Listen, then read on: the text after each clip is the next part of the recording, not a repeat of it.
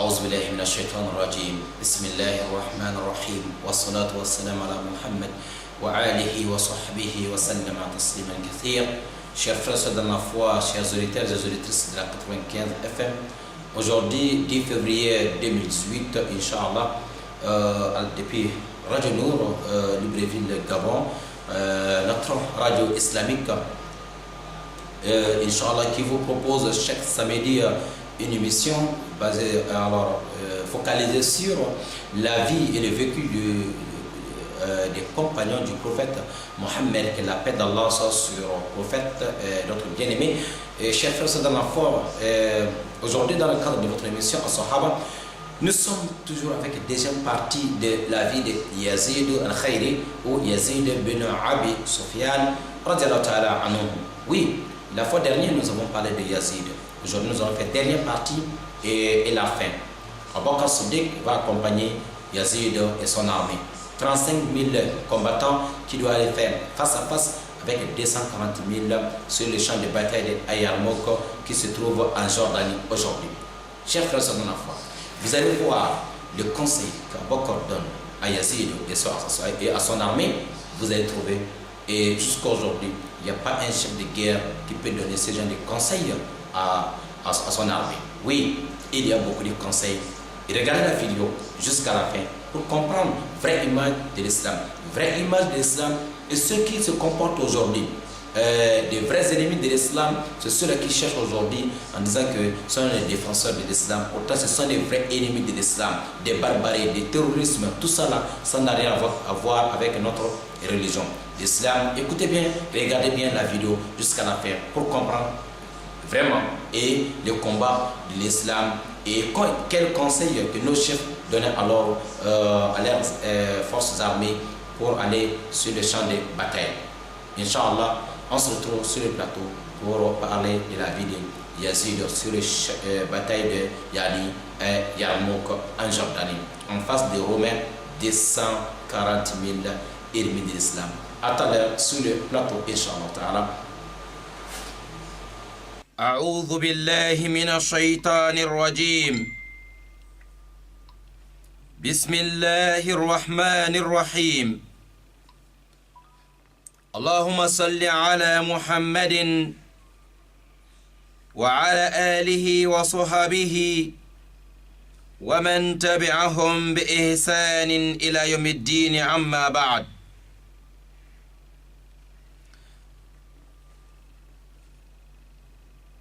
أحبتي في الله، السلام عليكم ورحمة الله وبركاته.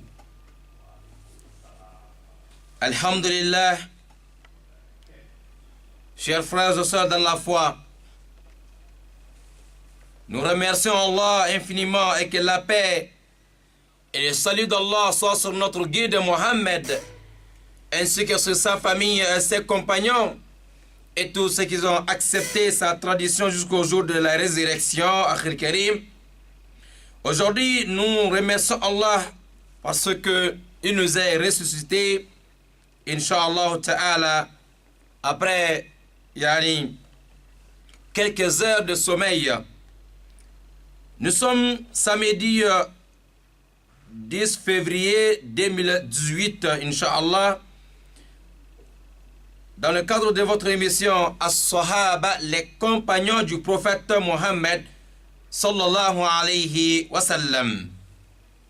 Chers frères et sœurs dans la foi, les compagnons du prophète Mohammed alayhi salam, c'est des hommes et femmes qui ont accepté de s'éloigner peut-être de leurs biens et de leur famille dès au début de l'islam pour marcher avec le prophète Mohammed sallallahu alayhi wa sallam dans le désert, marcher avec le prophète Mohammed sallallahu alayhi wa sallam pour faire avancer la religion d'Allah subhanahu wa ta'ala. Le moment où c'était amer, le moment où on ne pouvait pas parler de Mohammed, ni d'Allah, l'unité d'Allah subhanahu wa ta'ala, Yarmouk. La fois dernière, nous avons parlé de la vie de Yazid al-Khayr, première partie. Inch'Allah ta'ala, nous allons continuer avec Alors, ce grand homme, Yazid ben Abi Sufyan, fils du chef de la ville de Makka à l'époque. Naam. Le moment où Allah subhanahu wa ta'ala a envoyé le prophète Mohammed, que la paix d'Allah soit sur lui comme dernier messager, meilleure créature d'Allah, et celui qui a été envoyé alors pour l'humanité tout entière, le seul messager d'Allah, le seul prophète d'Allah qui a été envoyé alors pour l'humanité tout entière. Sinon, tous les autres messagers les envoyés d'Allah subhanahu wa ta'ala, Allah les a envoyés uniquement vers un peuple, alors une nation bien déterminée. Mais Mohammed alayhi salatu wassalam, le seul qui a été envoyé pour l'humanité tout entière. À ce jour, Yazid, il était encore jeune. C'est-à-dire, Mohammed alayhi salatu wassalam a reçu le message à l'âge de 40 ans, 6 mois, 12 jours, un lundi. Yazid al-Khayri, ou bien Yazid, fils d'Abi Sufyan, il était encore jeune. Mais il était intelligent. Mais il n'a pas rentré dans l'islam vite. Parce que son père, celui qui était chef de la ville de Makka à l'époque, parmi les grands ennemis de l'islam à l'époque. Donc Yazid a préféré de rester alors derrière son père, de ne pas accepter l'islam rapidement comme certains sahaba. C'est pour cela sa sœur, alors elle est devenue, elle est rentrée dans l'islam avant lui, celle qu'on appelle Ramlata, qui est devenue l'épouse du prophète Mohammed alayhi salatu wassalam. Pendant que sa sœur est épouse du prophète Mohammed alayhi salatu wassalam, pendant que sa sœur, elle est parmi les premières femmes et premiers hommes qui ont accepté l'islam, Yazid a refusé. Et son père, en tant que chef de la ville de Makka, et aussi, il a refusé de rentrer dans l'islam. Pourtant, sa fille est l'épouse du prophète Mohammed sallallahu alayhi wa sallam. Regardez les choses d'Allah subhanahu wa ta'ala. Non, nous sommes avec Yazid. Mais 8e année de Hijra, de migration de Mohammed alayhi wa Médine, Allah donne la force à Mohammed et ses hommes, 10 000 personnes pour aller conquérir, aller libérer la ville de Makka. Mohammed sallallahu alayhi wa sallam, à ce jour-là, il avait l'âge de 61 ans.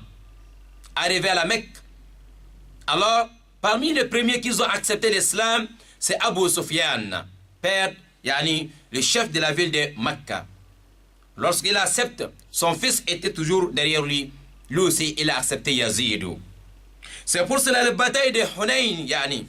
À ce jour, le prophète alayhi salatu wassalam a donné, il a partagé beaucoup de biens, il a donné beaucoup de choses aux nouveaux convertis, comme on a dit l'autre jour. Yazid, on est en train de parler ici, lui, il a gagné 100 chameaux parce qu'il était parmi les nouveaux convertis à ces jours-là. Pareillement son père, malgré qu'il était chef de la ville de Makka, mais il est nouveau converti, on ne dit pas qu'il avait beaucoup de moyens, mais le prophète a donné beaucoup de chameaux à Abu Sufyan et à son fils Yazid ben Abi Sufyan, Yazid al-Khayri, et beaucoup de nouveaux convertis à ces jours-là.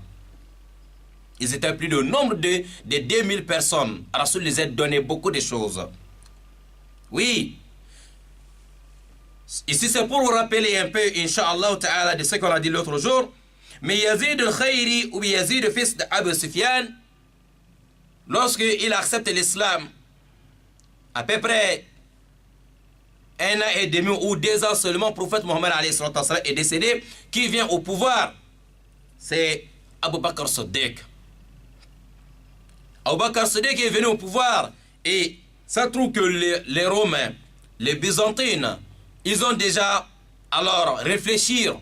Comme le prophète Mohammed ne vit plus, alors on va essayer de détruire les musulmans et l'islam, parce que comme chaque fois que les musulmans gagnent le combat contre nous, parce que le prophète était parmi eux, Dieu envoie l'ange Gabriel pour montrer les plans, pour expliquer tout. C'est pour ça que les musulmans gagnent chaque fois. Maintenant, comme Mohammed n'est plus au milieu des musulmans, nous on va terminer avec l'islam et les musulmans. Alors pendant que les ennemis en train de s'organiser dans le pays Chami, je disais les Chami c'était 4 pays. Il y a 4 pays aujourd'hui qui étaient dans la zone des Chami à l'époque. C'est la Syrie, Palestine, et Liban et aussi Ordon qu'on appelle Jordanie. Oui, les Byzantines, ils sont regroupés autour de, au nombre de 240 000 Romains, alors qui sont prêts pour venir et détruire l'islam. À ce jour-là, même s'il faut compter les musulmans, les femmes, les hommes, les enfants, et je ne pense pas si les musulmans pouvaient même arriver, alors à ce jour-là, 240 000. Tous les musulmans.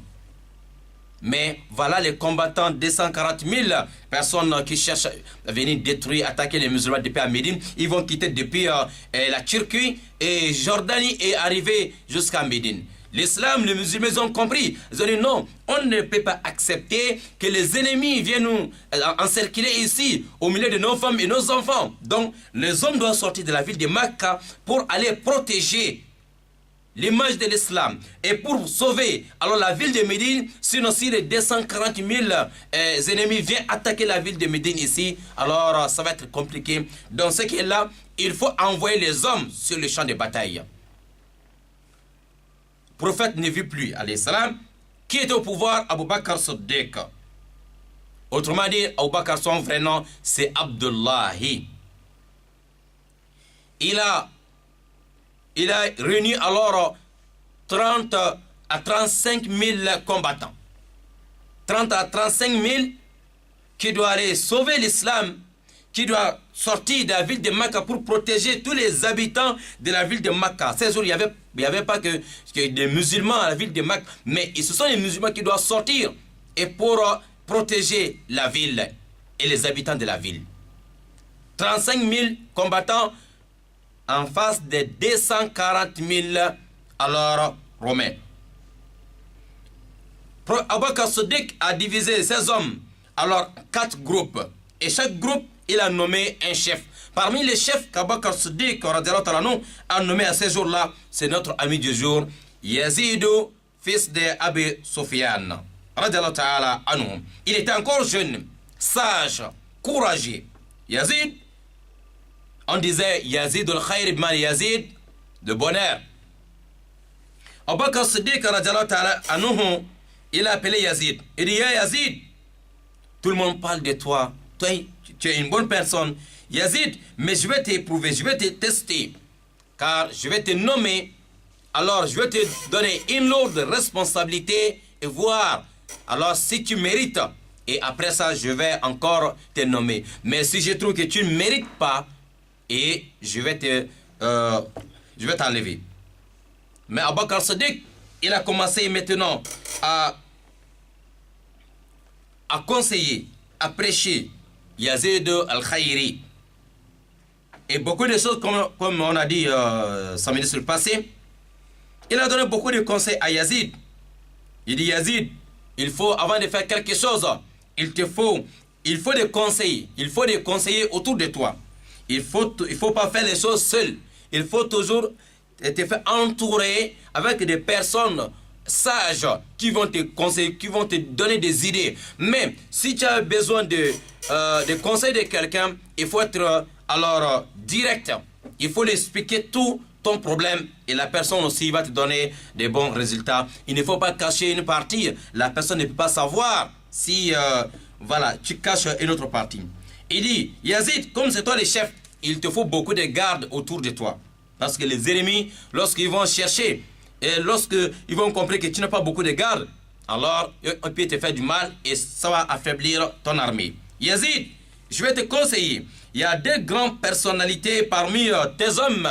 Oui, je t'ai nommé, mais il faut savoir qu'il y a des gens dans l'islam, plus de 20 ans avant ton arrivée, plus de 10 ans avant ton arrivée, mais l'islam c'est pas ça. Tu peux venir même aujourd'hui, on peut te donner alors une lourde responsabilité. Yazid, il faut savoir qu'il y a Abu Ubaidah ibn al-Jarrah dans ton armée. C'est toi qui es chef, mais n'oublie pas qu'il y a des grands hommes alors derrière toi. Il ne faut jamais faire quelque chose sans consulter Abu Ubaidah ibn al-Jarrah tu sais que Rasoul a beaucoup parlé de cet homme. Et n'oublie pas qu'il y a aussi Mu'az ibn Jabal, radiallahu ta'ala anhu. N'oublie pas que Mu'az, il est derrière toi. Mais attention, il ne faut jamais faire quelque chose sans consulter Mu'az ibn Jabal et Abu Ubaidata ibn al-Jarrah. Ce sont des hommes, ils ne sont pas contre parce que tu es venu dans l'islam aujourd'hui, tu es lâché. Ils ne connaissent pas. Il n'y a pas cette, je ne sais pas, jalousie dans leur cœur. Ils ne connaissent pas ça. Subhanallah. Et regardez les musulmans à l'époque. Si c'est aujourd'hui, mashallah, nous sommes là depuis. Pourquoi c'est lui-là qu'on a nommé? Pourquoi c'est lui notre chef? Pourquoi, subhanallah? Non, ce n'était pas ça. Mu'az, Yazid qui est devant cette armée de 35 000 militaires, Akhil Karim, il n'avait pas encore fait 2 ans dans l'islam. Regardez, pourtant il y a des gens dans l'islam à peu près déjà, subhanallah, 20 ans. Mais lui n'a pas encore fait 2 ans, on a nommé. Oui, mais parmi l'armée de Yazid Abu Sufyan, il n'y avait pas même une seule personne qui était contre la décision de Abu Bakr Siddiq. Parce qu'on a une seule vision, un seul but. Voilà, c'est de faire avancer l'islam, pas parce que l'autre, on a nommé. C'est ça qui nous fatigue aujourd'hui dans nos sociétés. C'est ça qui nous fatigue aujourd'hui et dans l'islam d'ailleurs. Car on facilite, Inch'Allah Ta'ala, car on donne une bonne compréhension. Yazid ibn Abi Sufyan, il a compris le conseil d'Abu Bakr Siddiq. Il dit, Ya Khalifat al-Rasoul, oh, successeur du prophète, tu m'as beaucoup parlé, j'ai tout compris, mais je veux aussi que tu parles avec Abu Ubaidah ibn Jarrah et Mu'az ibn Jabal. Il faut le conseiller aussi alors de s'occuper de moi bien parce que je suis encore jeune et je suis nouveau dans l'islam, mais tu m'as donné une lourde responsabilité. Moi aussi j'ai besoin alors de ces des grands hommes, personnalités. Abu Bakr Siddiq dit, il n'y a pas de problème. Abu Bakr aussi a appelé Abu Ubaidah ibn Jarrah, il a appelé aussi Mu'az ibn Jabal de s'occuper alors de Yazid ibn Abi Sufyan, d'être alors gentil et lui donner des bons conseils pour l'avancement de l'islam. Car si on ne gagne pas les combats là, si on ne gagne pas, c'est très dangereux alors pour l'islam. C'est pour cela Abu Bakr Siddiq, radiallahu ta'ala anhu, il ne voulait pas entendre qu'on n'a pas gagné le combat là. Parce que tous les ennemis à gauche, à droite, tout le monde disait non, cette fois-ci, c'est fini, l'islam, c'est fini. Parce que, alors, pendant que façon que les ennemis se sont organisés, ils sont bien armés, ils maîtrisent aussi les combats. Et la nourriture, ils ont. L'eau, ils ont. Alors, moyens de transport, ils ont tout. Mais la majorité des musulmans, à ces jours-là, ils sont à pied. Où il y a 3 personnes qui s'échangent sur un chameau, ou bien un cheval, ou bien un l'âne. Subhanallah. Pendant que les autres, ils sont bien armés, ils sont armés jusqu'aux dents. Oui, mais les musulmans, leur vraie arme, à ces jours-là, c'était dans leur poitrine. Leur vraie arme, c'est caché dans leur poitrine. La foi, la crainte d'Allah subhanahu wa ta'ala, c'est sa vraie arme d'un croyant. C'est pas ce qu'on voit dans la main. Quelqu'un peut être armé comme, mais s'il n'a pas la sincérité, s'il n'y a rien dans son cœur, il ne peut pas gagner. C'est pour ça que les musulmans, chaque fois, ils gagnaient le combat. Et regardez la première grande bataille de l'islam. Les musulmans, on était 314 personnes. On a gagné contre 1000 personnes. Et déjà, une grande bataille, on était 700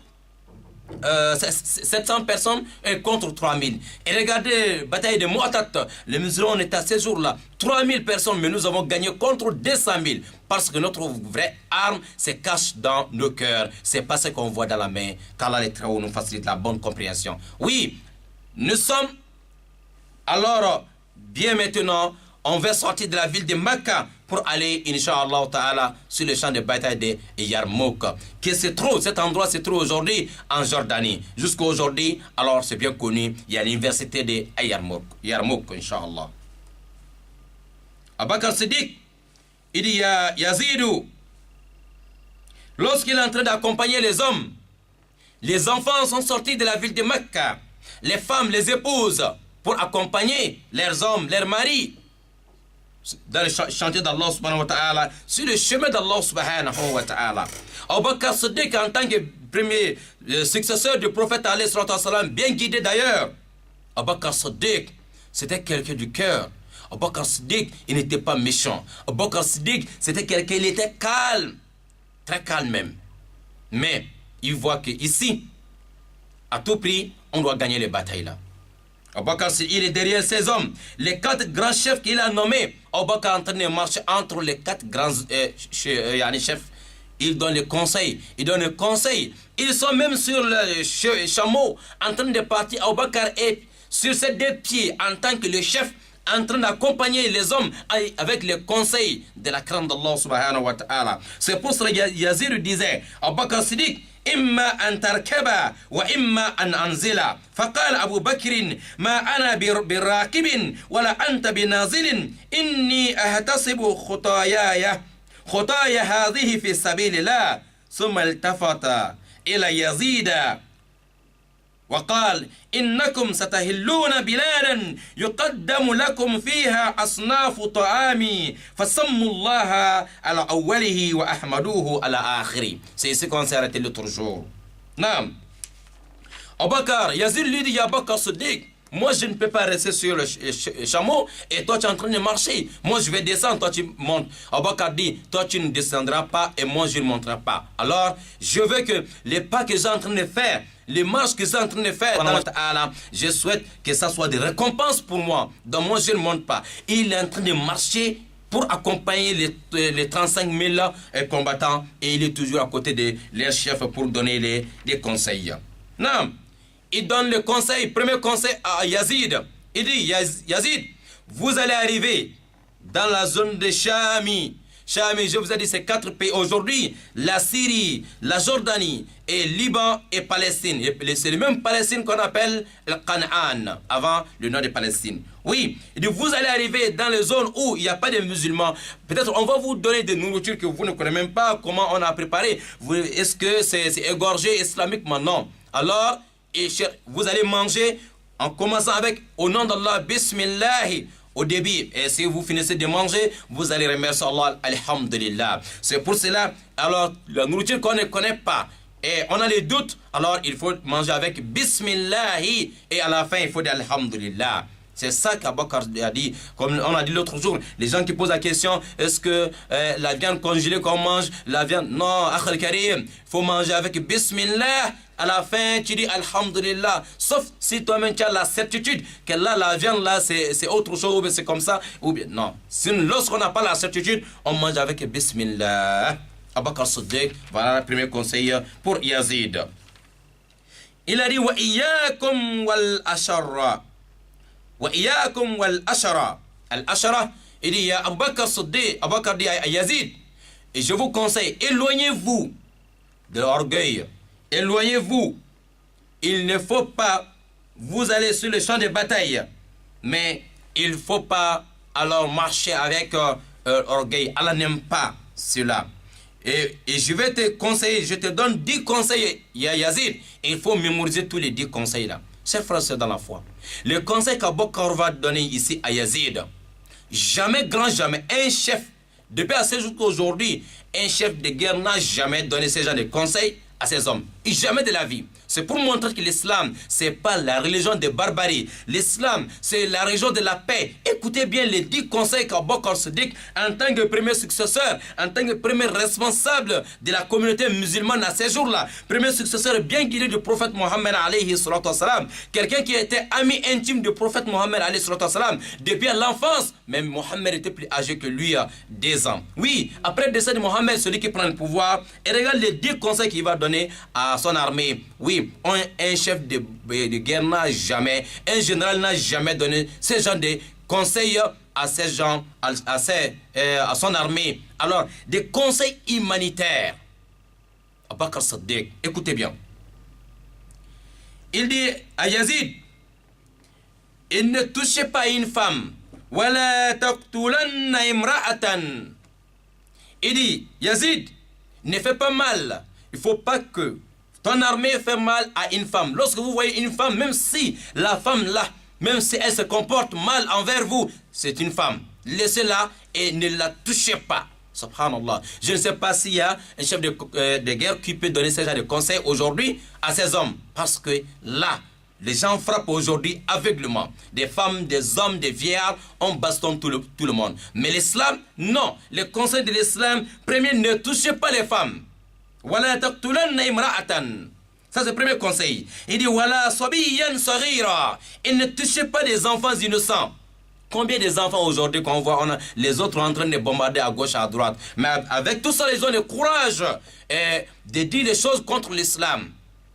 Avec tout ça, ils ont le courage de chercher à saboter, à salir l'image de l'islam. Mais non, vraie image de l'islam, c'est de ne pas faire mal aux femmes ni aux enfants.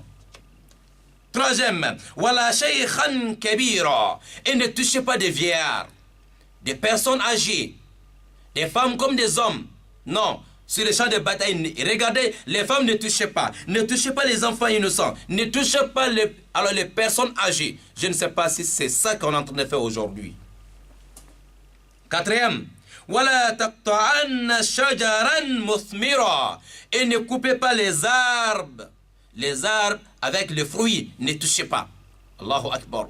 Même les arbres, l'islam dit de ne pas couper les arbres n'importe comment. Si les gens avaient respecté les conseils de l'islam depuis à l'époque jusqu'à aujourd'hui, les problèmes de changement climatique qu'on est dans aujourd'hui, parce qu'on n'a pas respecté les conseils de l'islam, l'islam dit de ne pas même toucher les arbres aveuglement.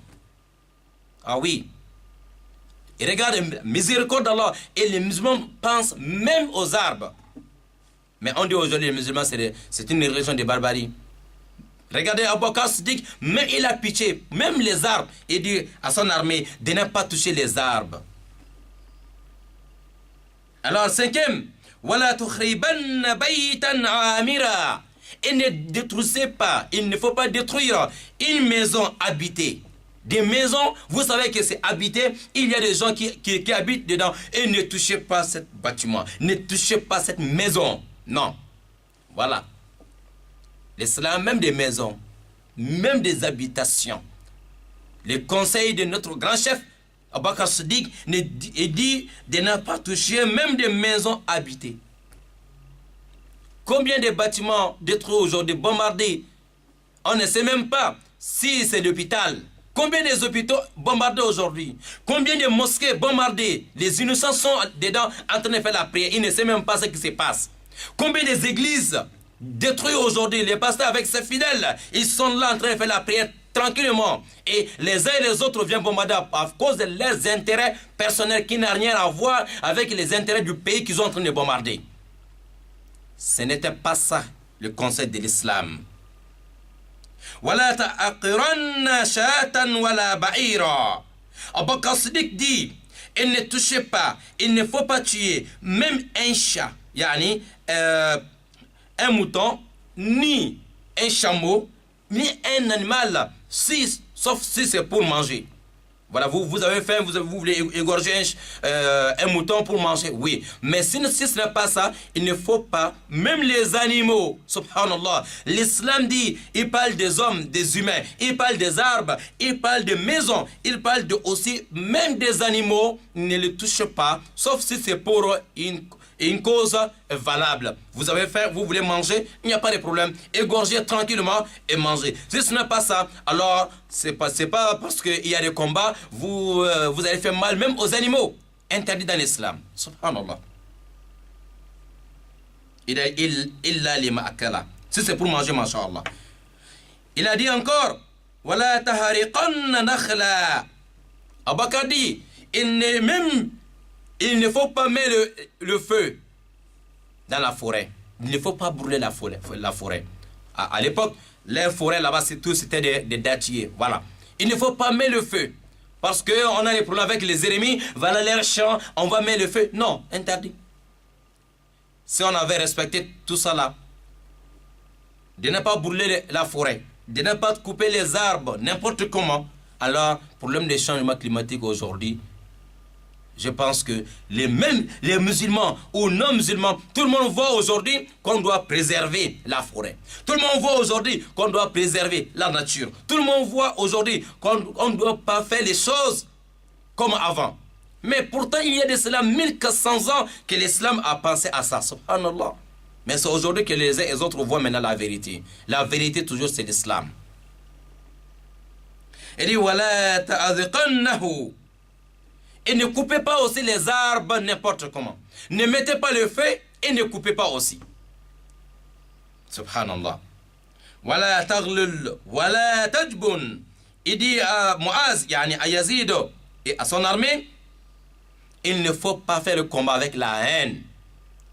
Fais ton travail, mets toujours dans ton cœur l'intérêt général, l'avancement de l'islam et un travail pour Allah, pas pour se venger, pas la vengeance ou bien, je vais dire, la haine, jalousie parce que comme l'autre n'est pas musulman, donc je vais profiter. Non, non, non, non, non. Et tu fais ça, ça c'est interdit dans l'islam. Et ne sois pas aussi peureux. Si tu as peur en tant que chef, toute ton armée, alors les gens vont se décourager. Voilà les 10 conseils qu'Abou Bakr Siddiq a donné à ces hommes. Jusqu'à aujourd'hui, on ne sait pas si ça s'est appliqué. Si c'était appliqué réellement, et tous les problèmes, tous les enfants innocents qu'on voit avec les bras coupés aujourd'hui, les pieds coupés, alors les enfants, ils ont perdu leur papa, vieillard qui ne sait même pas ce qui se passe. Alors, revenons sur le conseil de l'islam. L'islam, ce n'est pas la barbarie. L'islam, c'est pour la paix. L'islam, même les animaux, même la nature. أخي الكريم ولما نزلت جنود المسلمين يرموك بعثوا إلى قائد جيش الروم إننا نريد أن نكلمك فأذن لهم. Lorsque l'armée de l'islam, 35 000 combattants, on a marché d'Arabie Saoudite à l'époque, de Médine, Yémen, on se retrouve à Chami, alors jusqu'à Jordanie qu'on appelle Ordon. Alors les champs de bataille à ce jour-là se trouvaient en Jordanie. Regarde de tel pays à un autre pays, les majorités sont à pied. Arrivé là-bas, alors ce n'est pas par barbarie qu'on va commencer les choses. Toujours il faut négocier. Alors, arrivé là-bas, les Byzantins, les Roms sont là. Les musulmans, ils ont envoyé quelques personnes pour aller demander l'audience avec les chefs des Romains pour que, avant de commencer, on va essayer de parler entre nous. Si on tombe d'accord, alors pourquoi encore faire le combat? Parce que c'est eux, les Romains, qui se sont organisés, 240 000 personnes, ils veulent venir détruire l'islam. On sait déjà ça, mais ce n'est pas directement qu'on va commencer. On cherche toujours à négocier. Et les musulmans sont venus. Alors, le roi a donné son accord. Et notre chef, Yazid, فذهب إليه يزيد بن أبي سفيان مع نفر من وجوه الصحابة فوجدوه قد رفع لنفسه ولحاشيته 30 رواقا و30 سرادقا كلها من دباج. Et notre chef Yazid et quelques grands sahaba, alors ils se sont dirigés vers le patron de Rome, des Romains à ces jours-là, pour aller négocier avec lui. Mais de la façon qu'on est venu trouver que le chef, alors il était bien encadré, bien entouré, et les choses qu'il avait utilisées à ces jours-là, alors il y avait des harir qui étaient qui est interdit dans l'islam. Arrivé là-bas, notre chef Yazid, il a vu des choses autour du roi. Il a demandé au roi de s'éloigner de toutes ces choses-là, et puis ils vont parler à côté. Le roi a accepté les sorties. Et ils ont parlé entre eux. Mais il n'y a pas eu des accords. Les musulmans, ils ont essayé de négocier, d'éviter à tout prix le combat. Mais ce n'était pas parce que nous sommes à ce jour-là 35 000 qu'on a peur de 240 000. Le problème, ce n'était pas ça. Mais parce que l'islam vient des mots de As-Salam. As-Salam veut dire la paix. On a cherché la paix avec les Romains à ce jour-là. Mais ce n'était pas que les musulmans, on avait peur. Sinon, on n'allait pas quitter des Médina pour prendre le chemin. Pourtant, on connaissait déjà le nombre de combattants romains. Mais arrivé là-bas, pourquoi négocier? Parce que l'islam, c'est la paix. On a cherché la paix. Mais avec tout ça là, les ennemis, ils n'ont pas accepté. Ils ont pensé que non, parce que nous ne sommes pas bien armés, ou que nous ne sommes pas beaucoup, nous ne sommes pas nombreux.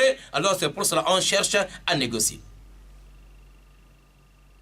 أخي الكريم ثم التقت الفئتان على أرض اليرموك فئة قليلة مسلحة بالإيمان.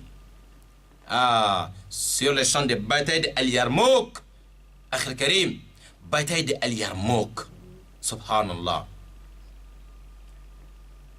Quelques personnes, 35 000, mais bien armées avec la foi.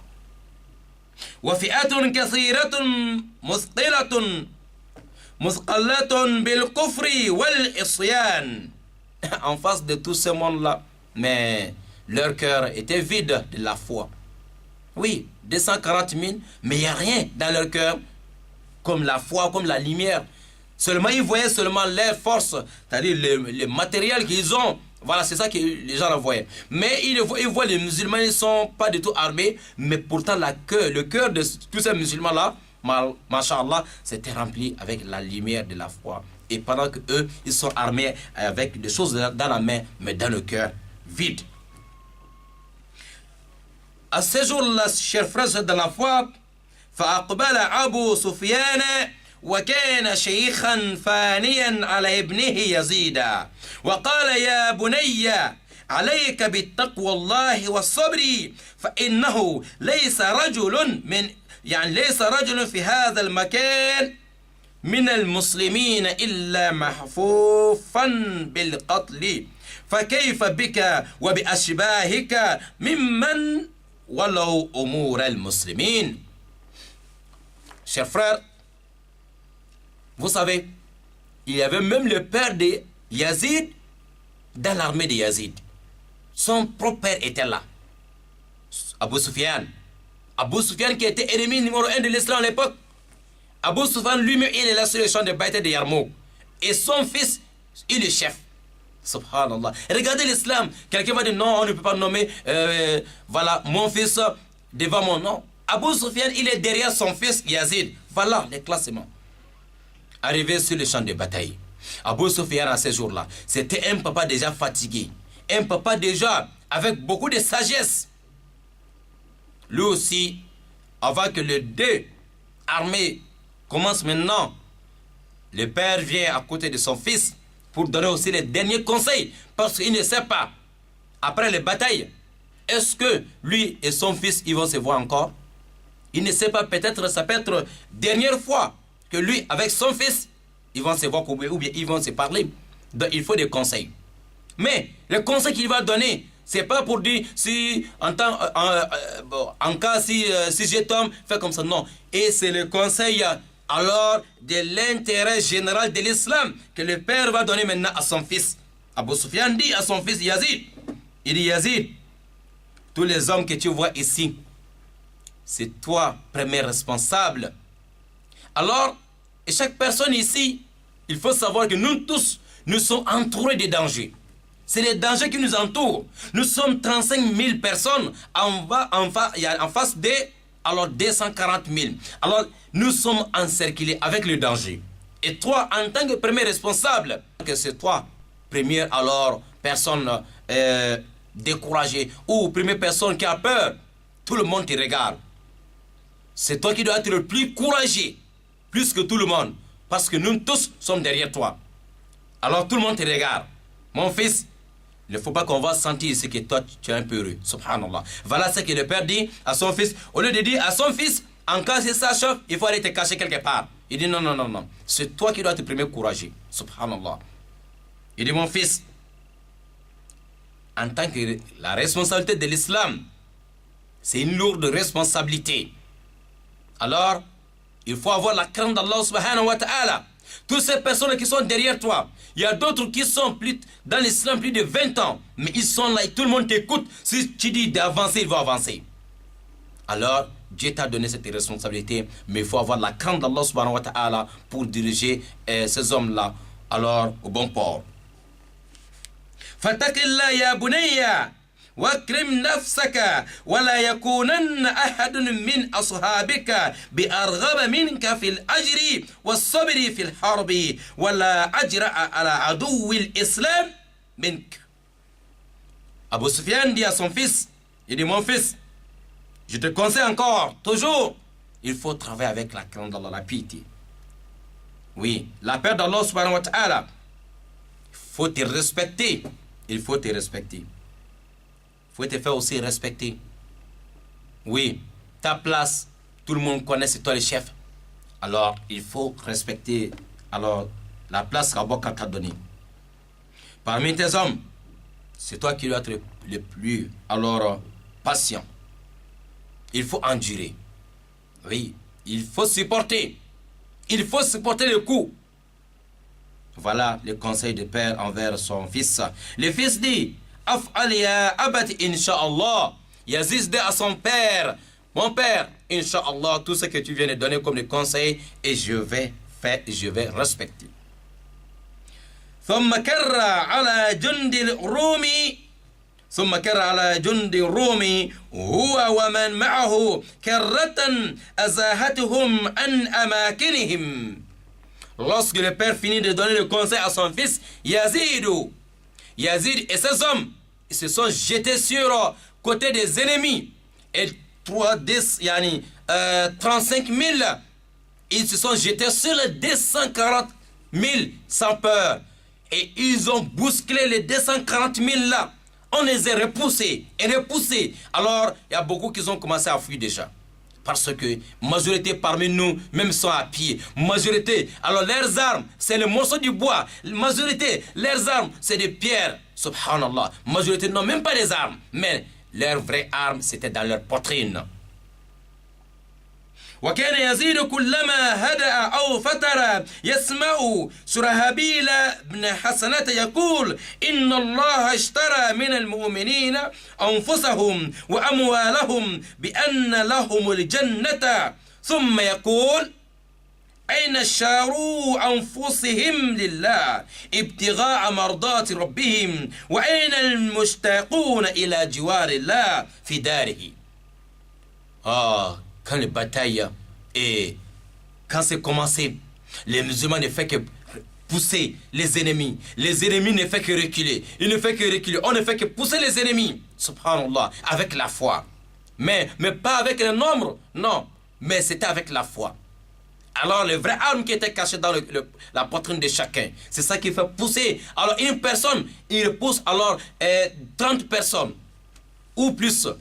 Mais chaque fois que Yazid, s'il est fatigué, il cherche à se reposer un peu, il entend, il y avait un monsieur parmi les musulmans qu'on appelle Shurahabil bin Hassanata. Shurahabil, il avait quelques mots, quelques versets dans le Coran qui récitait, qui donne le courage, on dirait que tu viens, la batterie, lorsque la batterie du téléphone est déchargée, tu mets le courant pour encore donner beaucoup d'énergie, pour recharger la batterie. Shurahabil ibn Hassana, lorsqu'il dit Inna Allah ishtara min al-mu'minina anfusahum wa amwalahum bi anna lahum al-jannata. On dirait qu'il a rechargé la batterie de tous les musulmans. Tu vois Yazid, il devient comme il n'a pas encore travaillé depuis le matin. Akhil Karim, à ces jours-là, les Abu Ubaidah ibn al-Jarrah, ils ont travaillé. Les Khalid ibn Walid et son ami Al-Qaqa'u, oui, ils ont montré leur vrai visage à ces jours-là, aux Byzantines. Parce que si on ne gagne pas le combat, c'est l'islam même. C'est l'honneur de l'islam, c'est l'image de l'islam. Oui. Akhil Karim, les musulmans, ils ont enduré, supporté et supporté. Alors, quelques jours de bataille, ce n'est pas fini le même jour. Mais, alors, résultat, nous avons gagné. At-Takbir. Allahu Akbar Kabira. Oui, nous avons gagné 35 000 contre 240 000, les musulmans ont gagné. Et regardez, celui qui est musulman, celui qui n'est pas musulman, regardez cette histoire. Même sur Internet, même en français, même en chinois ou en japonais, vous allez trouver le plus grand bataille dans l'histoire et dans l'époque de Abu Bakr Siddiq et Masha'Allah. Et c'est ça même qui a détruit l'empire des Romains. Et ça a détruit leur force. Parce qu'ils étaient là, leur base était en Turquie. Vous savez, capitale de Turquie aujourd'hui, qu'on appelle Istanbul. Le vrai nom, c'est Istanbul. Istanbul. Parce que la Turquie, Istanbul, est devenue l'une des grandes capitales de l'islam. La Turquie, là où se trouve la capitale qu'on appelle aujourd'hui Istanbul, ce n'est pas Istanbul, c'est Istanbul. Parce que les Byzantins, les Romains, leur capitale aussi c'était là-bas. Mais lorsqu'on a gagné les batailles et tout ce côté-là est devenu pour les musulmans, alors on a gagné beaucoup de choses. Les armes, les bâtiments, tout ça, leur civilisation. Et les musulmans, ils ont récupéré la place. Cet endroit est devenu alors grande capitale aussi de l'islam à l'époque. On appelle Istanbul, c'est-à-dire un endroit où on peut dire la base de l'islam pour, Inch'Allah Ta'ala, faire avancer l'islam. Il y a eu beaucoup de musulmans, c'est ça, Istanbul, et beaucoup de musulmans dans la zone. Pourtant, avant, il n'y en avait pas. Mais comme aujourd'hui, les gens sont pressés, donc on a prononcé Istanbul, jusqu'à c'est devenu aujourd'hui Istanbul. Voilà, nous avons gagné bataille de Yarmouk. Non, les Roms, après ça, ils n'ont pas eu encore de courage de chercher à détruire l'islam. Après ça, les Romains, ils n'ont jamais eu le courage de chercher à faire la même chose parce qu'ils ont vu que non, même si Mohammed n'est pas là, les musulmans sont toujours là avec leur foi. Même si Mohammed ne vit plus, alors les musulmans n'adorent pas Mohammed. Les musulmans adorent Allah unique. Allah, il est vivant. Il est vivant. Alors, ce qu'on fait devant Mohammed, même si Mohammed n'est pas là, on continue à faire la même chose. Alors, si c'est pour faire avancer l'islam. نعم ظل يزيد بن أبي سفيان يتابع انتصاراته في ميادين الجهاد حتى كان أحد القادة الأربعة الذين فتح الله على أيديهم دمشق ثم تابع الفارسي الأموي جهاده حتى فتح للمسلمين بيروت وصيداء وما جاورهما من قرى لبنان. On a gagné bataille de Yarmouk. Yazid a continué en tant que chef toujours. Abu Bakr vu que oui, j'ai éprouvé, j'ai testé cet homme. Oui, il mérite d'être chef. Il a continué à nommer Yazid dans beaucoup de champs de bataille. On a gagné jusqu'à Damas. Bataille de Damas aussi. Yazid, il était parmi les grands chefs. Alors nous avons aussi gagné. Voilà, cavalier Al-Umawi, il a continué son chemin. Et jusqu'à, Inch'Allah, arrivé de Beyrouth, Liban. Alors c'est avec Yazid toujours, alors l'islam est arrivé en Liban, Beyrouth, Inch'Allah Ta'ala. Et les autres villes autour de Beyrouth, comme Saïda, et voilà, et les pays qui sont dans la zone. Voilà, chers frères dans la foi, c'était notre ami du jour, déjà parti et la fin de la vie de, alors, Yazid, fils de Abu Sufyan, qui rentre dans l'islam, un an, quelques mois plus tard, il devient parmi les grands chefs, et parmi les grands commandants, parmi les grands, je veux dire, généraux, pour guider 35 000 militaires pour aller écraser alors 240 000 alors, ennemis de l'islam. Qu'Allah les travaux nous guide dans les trois chemins. Qu'Allah fait en sorte que l'amour de ces hommes qu'ils ont fait beaucoup de choses pour faire avancer l'islam. On demande à Allah d'installer dans nos cœurs l'amour de ces gens. Parce que ça fait partie de la foi d'aimer ces gens-là qui ont fait avancer l'islam. Oui, chers frères, dans la foi, l'islam a fait beaucoup pour moi. L'islam a fait beaucoup pour moi. Mais moi, je dois me poser la question tous les jours. J'ai fait quoi pour l'islam? J'ai fait quoi pour faire avancer l'islam?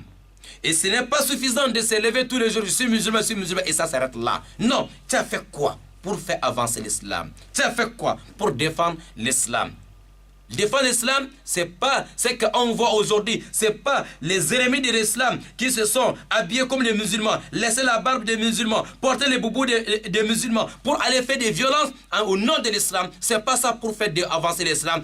En réalité, cette méthode, c'est pour faire reculer l'islam. C'est pour faire peur aux nouveaux qui veulent se convertir en islam, pour dire que l'islam c'est la barbarie, l'islam c'est terroriste. Non, ce n'est pas ça. Ils ont fabriqué ça, ils ont fait ça, manigancé ça. Des années, ils ont réfléchi pour alors amener les gens dans l'islam et alors les enseigner seulement quelques mots, le mot Allahu Akbar. Pourtant, ils ne connaissent même pas qu'est-ce que veut dire Allahu Akbar. Alors pour venir chercher à reculer l'islam, mais ce n'est pas pour défendre l'islam. Ce sont les ennemis numéro 1 de l'islam qui sont sur les boubous de l'islam, barbe des musulmans, pour continuer à faire les désordres à gauche et à droite en disant qu'ils sont là pour défendre l'islam. Non, les musulmans détestent ces groupes-là. Ces groupes, ils n'ont pas leur place dans l'islam. Ils n'ont pas leur place dans nos sociétés. Ils n'ont pas leur place dans le Coran, ni dans la parole du prophète alayhi salam, ni dans la tradition de Mohammed sallallahu alayhi wa sallam. Tous les musulmans disent non, on ne reconnaît pas ces gens-là. L'islam ne reconnaît pas ces gens-là. Ce sont des gens étrangers dans l'islam. Ils se sont venus dans l'islam, au nom de l'islam, pour détruire l'islam. Ce sont des ennemis qui se sont alors parce qu'ils ont vu, lorsqu'ils viennent avec une autre image, les gens vont dire non, ce sont les ennemis. Mais pour rentrer dans la maison, alors ils vont parler même langue, voilà, ils vont s'habiller comme nous, alors pour essayer de faire des choses. Les musulmans aussi qui sont faibles, qui ne comprennent pas d'abord le jeu. Ils pensent que non, c'est vrai, c'est parce que c'est les gens, ils veulent faire avancer l'islam. Mon frère, ceux-là, ils sont pas des musulmans, ce ne sont pas des musulmans, ils n'aiment pas l'islam, ils cherchent à détruire l'islam et on les a même payés pour ça. Ils sont même bien armés, organisés pour tout ça là, sinon ils gagnent toutes leurs armes là. Où est-ce que ce sont les fabricants des armes? Non. Il est temps qu'on ouvre les yeux. Il est temps que les gens se disent la vérité. Et il n'y a pas une religion d'Allah subhanahu wa ta'ala et qui reconnaît ce groupe-là. Personne. Et aucune religion d'Allah subhanahu wa ta'ala et qui a une place. Alors, dans les livres, dans la Bible, je ne sais pas où, dans la Torah ou dans le Coran, qu'il y a une place pour ces gens de personnes. Alors, en réalité, les musulmans ne sont pas d'accord avec ce qui se passe. Pour défendre l'islam, c'est pour montrer les vrais visages de l'islam aux uns aux autres. Il faut apprendre ta religion. Oui, majorité parmi ces gens-là, et peut-être il y a quelques personnes devant, il y a des milliers derrière qui ne connaissent même pas la première sourate du Coran, qui ne connaissent même pas sourate al-Fatiha, qui ne connaissent même pas la vie du prophète. Ils sont là seulement, peut-être beaucoup qui étaient en prison, on les a fait sortir, alors parfois, lorsqu'on arrête même la personne, on dit non, il a fait la prison 2 ou 3 fois, et il vendait la drogue à gauche, à droite, il avait fait ça, il était fiché. Alors, c'est pour montrer que c'est des gens qu'on ne connaît pas dans l'islam, ils ne sont pas dans l'islam, c'est pas ça pour faire avancer l'islam, ils ont fait ça pour faire reculer l'islam. Vraie image de l'islam, un musulman ne doit pas causer tort à un animal, même à un arbre. Wallah subhanahu wa ta'ala, Rasul sallallahu alayhi wa sallam, son premier successeur bien guidé, Abu Bakr Siddiq radiallahu ta'ala anhu, il a donné le conseil de ne pas toucher les enfants, de ne pas toucher les femmes, de ne pas toucher les vieillards, de ne pas toucher des maisons habitées, de ne pas toucher des églises, de ne pas toucher des mosquées. Alors, mais ce qu'on voit aujourd'hui, je pense que c'est le contraire. Ce sont les ennemis de notre religion, ne sont pas d'accord. Alors nous, on dit non et grand jamais. Non, non, ils n'ont pas leur place dans notre belle religion. Sur ce point, nous allons fermer la page, Inch'Allah ta'ala.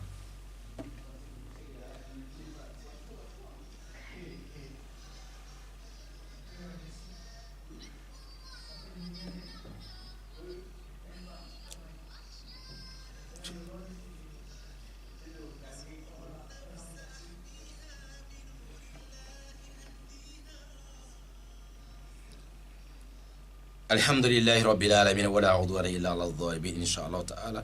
Voilà, donc nous avons terminé aujourd'hui avec la vie de Yazid ibn Abi Sufyan. Inch'Allah, samedi prochain, nous allons continuer toujours avec la vie des compagnons du prophète Mohammed sallallahu alayhi wa sallam. Que la paix d'Allah soit sur notre bien-aimé prophète et que la paix d'Allah soit sur tous les envoyés d'Allah subhanahu wa ta'ala. Isa, Jésus, Moïse, Abraham, Idriss, Noé et tous. Qu'Allah, Inch'Allah, que la paix d'Allah sur eux tous, parce qu'un musulman ne met pas de différence entre tous ces prophètes et messagers, Inch'Allah. Nous avons 5 minutes, Inch'Allah. Nous avons Cheikh Ibrahim Bouné qui va rentrer tout de suite, Inch'Allah. 5 minutes pour, si les auditeurs, s'il y a 2 ou 3 personnes qui peuvent intervenir, peut-être ajouter quelques mots ou des questions, Inch'Allah, seulement 5 minutes, Bismillah ta'ala. Vous allez appeler sur 88 17, vous avez juste 5 minutes, on laisse la place pour notre grand cheikh, yani, Inch'Allah ta'ala, Ibrahim Bouné, qui est déjà là, voilà, vous pouvez appeler sur 88 17 rapidement, Bismillah ta'ala, ou dans les comptes, si ça ne passe pas, vous pouvez appeler aussi sur 07 24 86 et 86. Nous sommes samedi, alors voilà, le 10, voilà, nous sommes 10 février 2018. Qu'Allah nous facilite la bonne compréhension, Inch'Allah. Des questions s'il n'y a pas de participants, donc nous allons rendre l'antenne. Je pense que les auditeurs sont à l'écoute. Voilà, nous avons une personne qui arrive. Les auditeurs, vous prenez toujours le temps. Ok, assalamu alaikum wa rahmatullahi wa barakatuh. Wa alaikum assalam wa rahmatullahi wa barakatuh. Aywa, tafadal. Je m'appelle Zakaria Yahya. Zakaria Yahya, tafadal, on vous écoute. Depuis PK7. Oui. Merci beaucoup de votre frère qui accompagne le prophète Mohammed sallallahu alayhi wa sallam. Je vais sur votre conseil, Allah est quand même dans le cœur de tous les musulmans. Amin, amin, amin. Vraiment, je suis content. C'est que vous a parlé, c'est qu'on comprend le musulman un peu, parce que si le musulman a fait comme ça, le musulman a fait comme ça, on est en train de questionner l'islam. D'accord. Voilà, merci beaucoup. Amin. Allah vous donne la récompense. Amin, amin. Amin. Merci beaucoup à votre service espagnol. Merci beaucoup. Salut Abdelrazak. Abdelrazak, il est derrière la vitre, il vous écoute. Tous les imams. Amin, Inch'Allah. Salut. Merci, merci, merci. Wa alaykum salam. Zakaria Yahya, PK7, c'est ça? Ouais. Merci, barakallahu fikum, Inch'Allah ta'ala. Voilà, merci, merci pour le dua, merci pour les invocations. Voilà, pour les musulmans et les non-musulmans. Voilà. Prions pour notre cher pays, qu'Allah protège notre cher pays, le Gabon, contre ces gens de barbarie et contre ces gens de mal intentionnés, voilà, les vrais ennemis de l'islam, qu'Allah protège notre cher pays de ce genre de personnes. Assalamu alaikum wa rahmatullahi wa barakatuh. Aywa, tafadal. Le nom, monsieur. Alhamdulillah. Monsieur Diallo Mohamed Alimou, tafadal. Merci.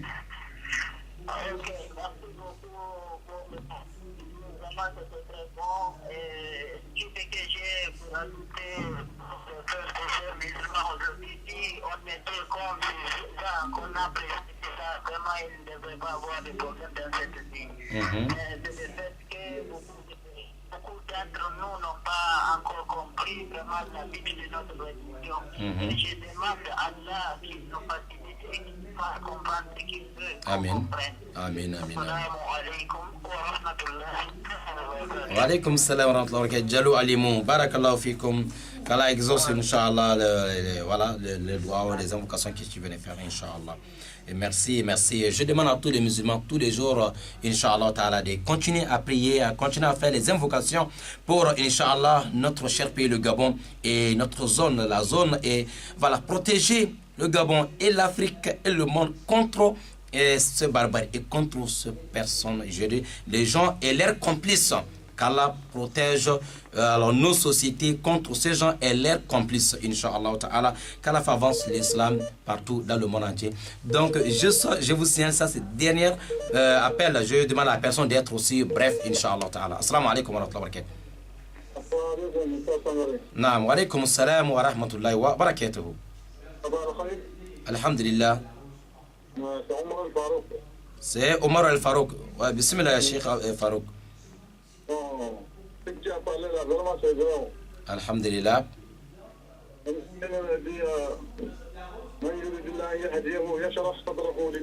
Naam.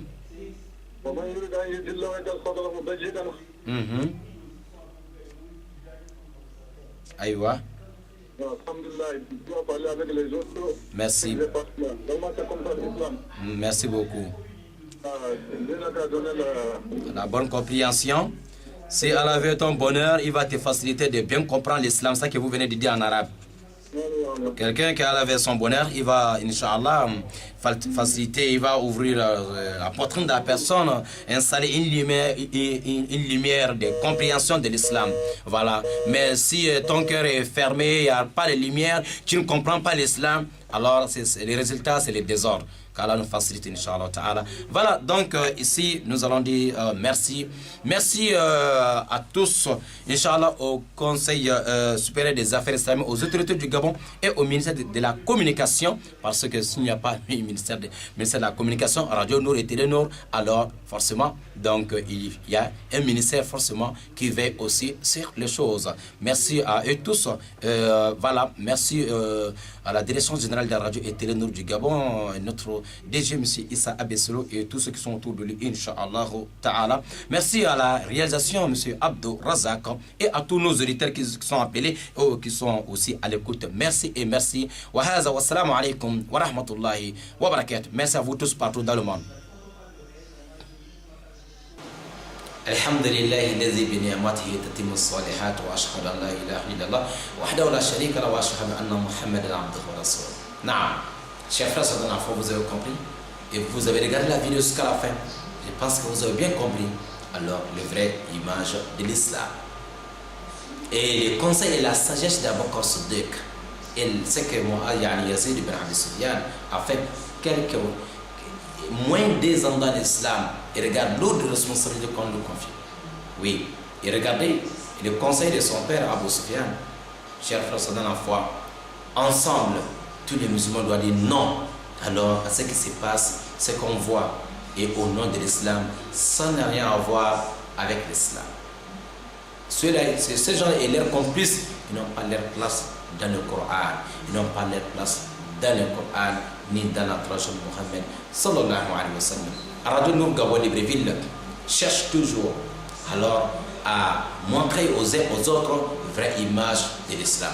Le Conseil supérieur des affaires islamiques du Gabon cherche toujours à tout prix alors à montrer aux uns aux autres une vraie image de l'islam, pour dire non à ces gens de barbarie, pour dire non alors tout ce qui s'est fait, tout ce qu'on voit à gauche à droite au nom de l'islam.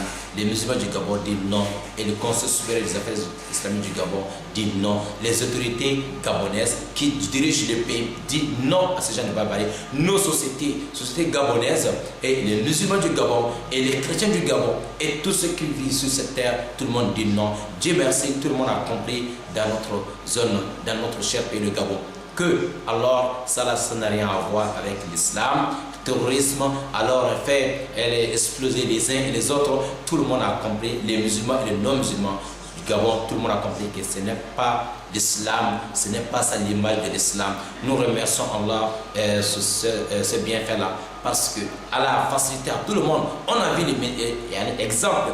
Tout le monde a compris alors que ce n'est pas l'islam, ce n'est pas du tout alors le comportement du musulman, ni le comportement du prophète, ni comportement, alors ce que Allah nous dit dans le Coran. On demande à Allah de faciliter aussi à tout le monde, partout dans le monde entier, les musulmans et non-musulmans, ensemble pour lutter contre ces gens, ces bandits et leurs complices, pour dire à tous ces gens-là que donc vous avez organisé tout cela pour alors saboter l'islam.